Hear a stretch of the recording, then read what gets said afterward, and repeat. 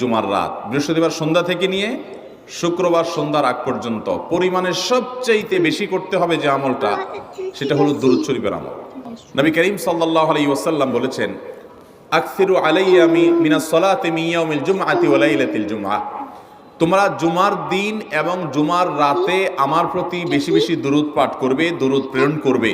ফাইন্না সালাতাকুম মারুদাতুন আলাই, কারণ তোমরা যে দুরূদ পাঠ করো এটা আমার কাছে পেশ করেন আল্লাহর ফেরেশতারা, এবং রীতিমতো নামধাম সহকারে আল্লাহর একদল ফেরেশতা নিয়োজিত আছে। তারা বলেন, আল্লাহ, হে আল্লাহ রাসূল, আপনার অমুক উম্মত, অমুক অনুসারী, আল্লাহর অমুক বান্দা পৃথিবীর অমুক প্রান্ত থেকে, অমুক দেশ থেকে, অমুকের সন্তান, সে আপনার প্রতি দুরূদ পেশ করেছে জুমার দিনে, জুমার রাতে বা অন্য সময়ে।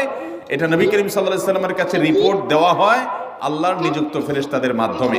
এই জন্য শুক্রবার দিন এবং রাত, অর্থাৎ বৃহস্পতিবার সন্ধ্যা থেকে নিয়ে শুক্রবার সন্ধ্যা